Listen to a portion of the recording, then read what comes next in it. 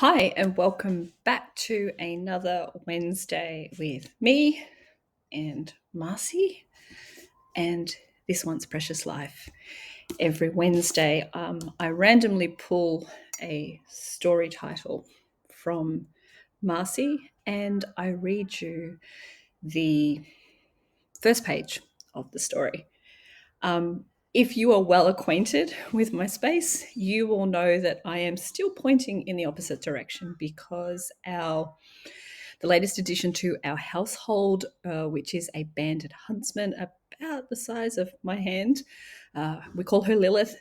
She's over there on the window, which would put me a little bit too close to her for comfort. So we're coming to you from this side of my kitchen table.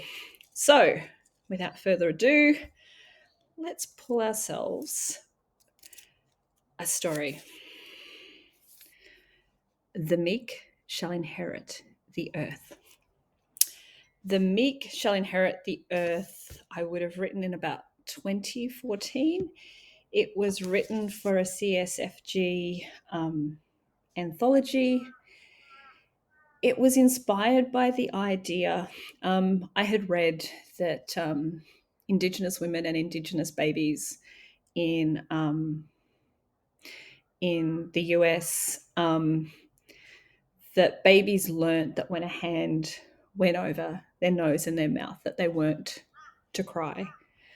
But I had this idea of what happens if you were in this awful kind of position where your baby did not know that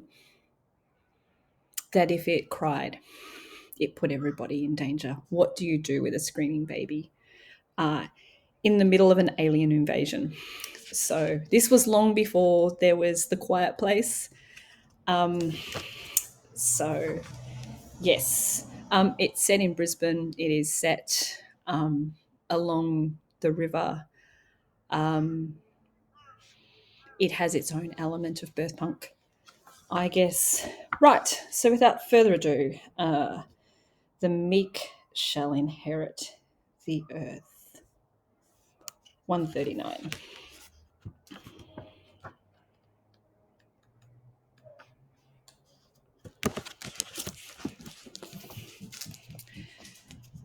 The meek shall inherit the earth. Graffiti dripped down the side of an abandoned station wagon near the go-between bridge. The same words sprayed on the pylons under the Riverside Expressway, where I expected to find Solomon and the others. The meek shall inherit the earth. It's what the man who knocked me up said the night he appeared fireside out the other side of Ipswich. Reapers hunt survivors who run away or try to hide, he said, but leave the ones frozen with fear untouched. Next morning, the man was gone. Solomon said he was full of shit. Mad bastard who'd have us all fucked over a barrel if we took his advice. There go the meek, he snorted, rolling up his sleeping bag, all harvested in one fucking go. He announced after lunch we were going back to Brisbane, where he reckoned the lack of open spaces would make it harder for the reapers to steal us. We'll set up camp near the city, he said, under the expressway.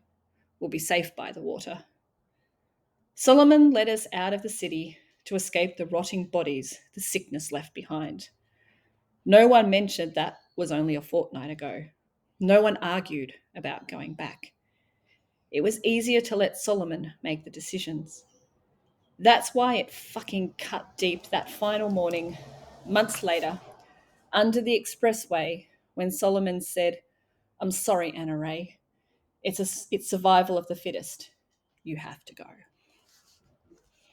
That's it for this week. If you'd like to read ahead at home, or if you'd actually like to finish the story, you can go to my website, jodicleghorn.com, jodicleghorn.com, and go to my publishing page. It's the Inflorescence page there, and you can purchase a hardback from me, or you can get a digital copy from your favorite digital retailer. That's it for all this for this week. I will see you next week. Goodbye.